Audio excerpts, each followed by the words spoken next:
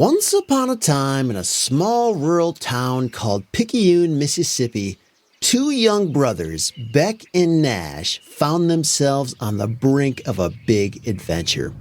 As their family's car pulled up the driveway of their new home, Beck and Nash felt a wave of nervous excitement. They had never lived anywhere but Louisiana, and this quiet house at the edge of the woods felt like a whole new world. And as they were about to find out, it really was a whole new world. "Come on, you guys, let's go explore our new yard," their dad called out, trying to lift their spirits. And the brothers trudged out of their car and half-heartedly kicked a soccer ball around the yard. And that's when Beck noticed there was an overgrown path leading into the woods. "Hey, Nash, check this out. Let's see where it goes." Nash followed his big brother into the dense forest. And as they walked down the path, it twisted and turned, taking them deeper and deeper into the trees. And suddenly, they stumbled into a small clearing. And there, covered in rust and vines and leaves, sat a very old-looking tractor. "Whoa, cool," said Nash. "I wonder how long this has been here." Beck brushed off some dirt and inspected the faded logo. "It looks like a really old Case Model L. I've seen pictures of these, but never a real one. They stopped making these things like 80 years ago." Beck was really curious as he climbed up into the tractor seat, and the cracked leather felt brittle under his hands. "Wow, I bet this thing hasn't run in years."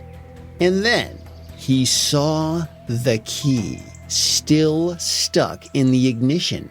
He looked at Nash with raised eyebrows. No way. Beck couldn't resist. He turned the key, and the tractor sputtered, and then miraculously, it roared to life.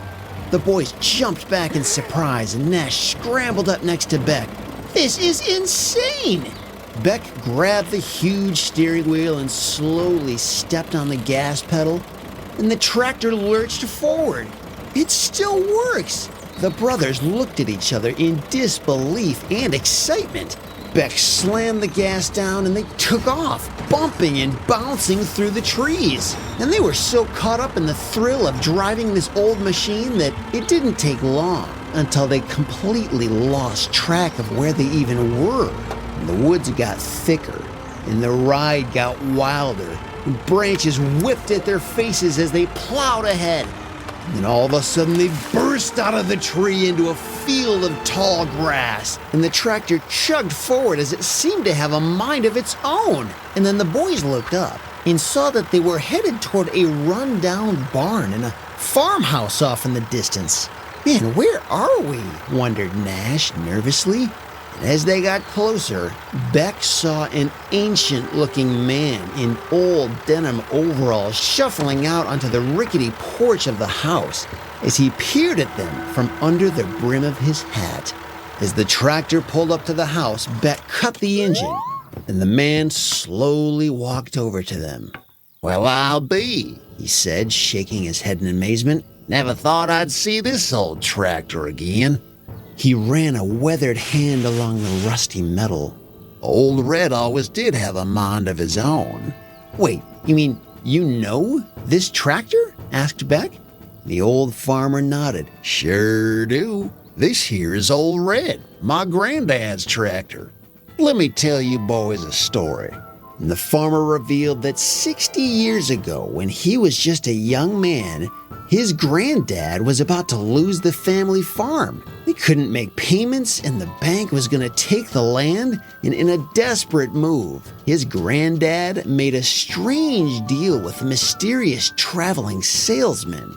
The salesman promised that in exchange for an unnamed future favor, he would enchant the tractor to always find its way home and never let them down. And as crazy as it sounded, his granddad agreed. And sure enough, the tractor started working better than ever, practically driving itself and never running out of gas. And the farm became more prosperous than ever, and the granddad never saw the salesman again. But there was a catch. The tractor would sometimes disappear for days on end and then return all muddy and dented as if it had been on quite an adventure. And all the while, new barns and strange buildings started popping up overnight all around town. Folks around the neighborhood whispered about what seemed like magic and very strange activity. The old farmer figured that Old Red must have been helping others in need, just like the tractor had helped their family all those years ago. Beck and Nash were amazed. A magic tractor? What could it mean for their town now? The old farmer smiled knowingly. I have a feeling Old Red brought you boys to me for a reason. Strange things will probably start happening around here again, but don't you worry. I know from experience when you have a magical tractor on your side, good things are bound to happen. With their heads still spinning from their huge discovery, the brothers climbed back on the enchanted tractor, which kick-started itself and then turned itself around. And as it chugged back into the woods in the direction of their new house, they knew their new life was going to be quite an adventure. As they rode back through the woods, the tractor suddenly sputtered to a halt, and an eerie silence fell over the forest. And in the distance, they heard the sound of footsteps approaching as a dark figure emerged from the shadows and began walking straight towards them. But that's a story for another day.